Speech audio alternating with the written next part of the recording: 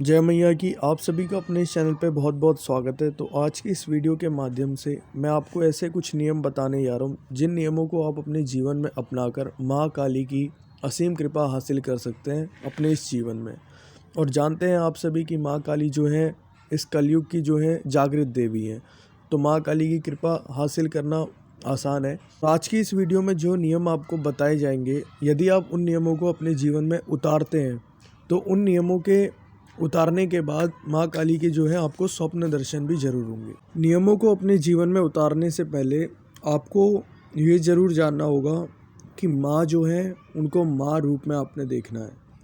उनसे अगर आपको कोई भी कृपा हासिल करनी है, यदि आप माँ रूप में उनको मनाते हो, उनकी पूजा आदि करते हो, तो माँ जो है ज़रूर कृपा करती है। लेकिन यदि आप उन्हें शक्ति रूप में या किसी अन्य रूपों में पूजते हैं तो उस चीज़ों में उतना संघर्ष भी लगता है। संघर्ष से मेरा मतलब वह है कि जो कठिनाइयाँ, यदि आप अलग अलग रूपों में, जैसे माँ है तो उनको माँ के रूप में पूजते हो तो उनकी कृपा हासिल करना आसान हो जाता है वहाँ पे।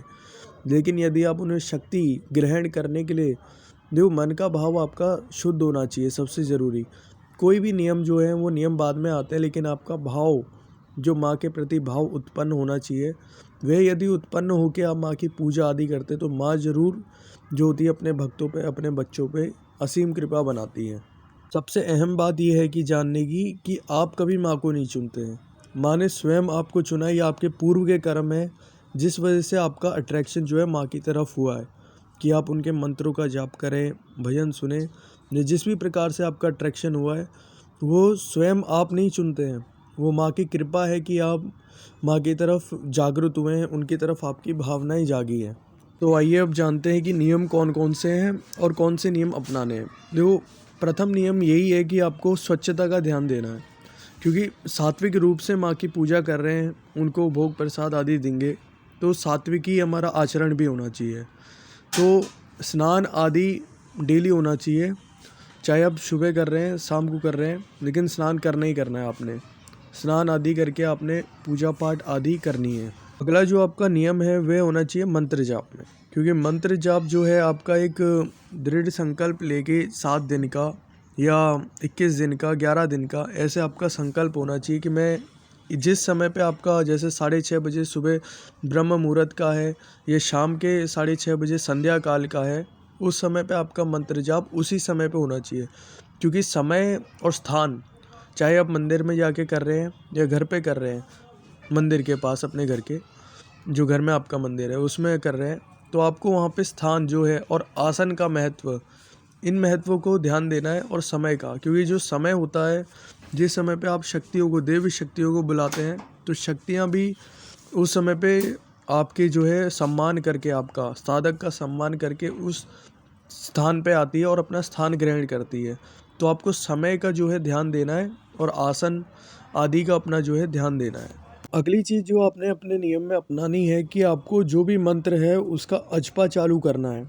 अजपा यानी कि आपको उसका मन में नियंत्रण जो है ना, चलते फिरते भी आपका मन में जाप चालू रहना चाहिए, चाहे वो मंत्र कोई सा भी मंत्र हो, ठीक है। तो जो भी मंत्र है उसका आपको नियमित रूप से आपके मन में कंटिन्यू चलते रहना चाहिए वो जाप, क्योंकि मंत्र सिद्धि का एक ऐसा लक्षण है कि जब मंत्र सिद्ध होने लग जाता है तो वो मंत्र जो है ऑटोमेटिक आपके मन में बार बार दोहराना चालू हो जाता है। तो इसी प्रकार से आपने कोशिश करनी है कि आप जब भी माला का यूज़ ना कर पाएँ, प्रयोग ना कर पाए, तो उस समय पे आप जो है चलते फिरते कहीं ऑफिस में, चाहे घर पे हैं, नहीं कर पा रहे माला से जाप, तो चलते फिरते आपका जो है जाप कंटिन्यू मोशन में चलते रहना चाहिए। अगली जो चीज़ है आपको अपने आध्यात्मिक जीवन में माँ काली की पूजा में अपनानी ही अपनानी है, वह है भोग प्रसाद। ठीक है, माँ काली को खीर बहुत पसंद है, पान बहुत पसंद है। तो ये चीज़ जो हो गई, आपको नियमित रूप से जो है, जब भी आपके घर में चाहे कुछ भी बन रहा हो, तो सबसे पहले माँ काली के नाम को माँ को जो है अर्पित कर दो कि माँ ये आपके नाम का भोग है, ज़रूर ग्रहण करें, फिर मैं ग्रहण करूँगा। माँ को पहले देना है, फिर अपना जो है आप उसको ही जो है प्रसाद रूप में स्वीकार करके अपने घर में बांट दीजिए। इस प्रकार से माँ के प्रति एक भाव भी जागृत होता है और माँ के अंदर भी जो माँ के जो है माँ की करीब जाने की जो क्षमता है वो और ज़्यादा बढ़ती है, और माँ भी जो है अपने बच्चों को और ज़्यादा प्रेम करती है। तो इसी प्रकार से आप ये चीज़ भी अपना सकते हैं अपने अध्यात्म जीवन में। एक अहम चीज़ है जो कि आपको करनी ही करनी है, जो है कि मंदिर जाना और माँ के दर्शन करना। जहाँ पे आपके पास में माँ काली का मंदिर हो वहाँ ज़रूर जाएं, क्योंकि आपके अगर पास में माँ काली का मंदिर है तो बड़ी सौभाग्य की बात है कि आपके पास में माँ काली का मंदिर है। क्योंकि आप जब मंदिर जाते हैं तो माँ के जो गण हैं, माँ की जो संग में शक्तियाँ चलती हैं, वो वहाँ पे विराजमान रहती है। वहाँ पे एक भंडार भरा रहता है मंदिर में, इसलिए मंदिर जाना ज़रूरी है। और मंदिर कोशिश करें कि आप जाएं ही जाएं, क्योंकि वहाँ जाने से आपको नई जो तरंगे होती हैं वो प्राप्त होती हैं। माँ के संग में चलने वाले जो गण होते हैं वो प्राप्त होते हैं, उनके संग की शक्तियाँ आपको प्राप्त होती हैं, और बाबा का आशीर्वाद आपको प्राप्त होता है, क्योंकि जहाँ माँ है वहाँ बाबा तो होंगे ही शिव। तो जो मंदिर है वहाँ जाना आपका ज़रूरी है, क्योंकि आपके अंदर का जो भंडार है वो अंश का भंडार जो है माँ काली का भरता है आपके अंदर। और वहाँ जाएं तो मंदिर में आप ज़रूर प्रयास करें कि आप सेवा कर पाएँ माँ की, चाहे वो घंटी बजाने की हो, चाहे मंदिर साफ़ करने की सेवा हो। और वहाँ आपको जाके भी जो है ध्यान आदि, या आप वहाँ पे जाके बैठ के, ठीक है, उनके आरती में शामिल होके बैठ के वहाँ पे जो है अपना जाप आदि शुरू कर सकते हैं। आपने अपने अध्यात्म जीवन में एक ऐसी कोशिश करनी है जो कि इस भौतिक जगत से अलग होकर सूक्ष्मता की तरफ आपका ज़्यादा बढ़ाव बनाए। क्योंकि आपने सुना होगा कि हम खुद से भी बात करते कई बार, तो वैसे ही आपको ना माँ से बात करनी है। जो आपने मन में ख्याल रखना है कि मैं माँ से बात कर रहा हूँ, आपके अंदर खुद ही एक इच्छा होने लग जाती है एक समय पे कि माँ मेरे संग है तो मैं उनसे बात करूँ। तो आपने ऐसी माँ के पास जो है, जहाँ पे आपका मंदिर है घर में, तो वहाँ पे माँ की जो भी मूर्ति है या तस्वीर है, उसके पास जाके माँ को अपनी सारी बात बतानी है कि मेरे इस दिन में ऐसा हुआ, आज ऐसा हो गया। आप हर बात जो है माँ से शेयर करें तो वो जो वहाँ से आपकी एक भाव भी बढ़ती है, और जो है कि आपको एक तरंगे भी, और जो है शक्तियों का भी वखान होता है वहाँ से। तो आप अपनी हर बात का जो है माँ को बताओ, तो ऐसा होता है कि माँ से आपकी करीबी और ज़्यादा बढ़ जाती है। हर एक छोटी से छोटी चीज़ माँ को बताओ।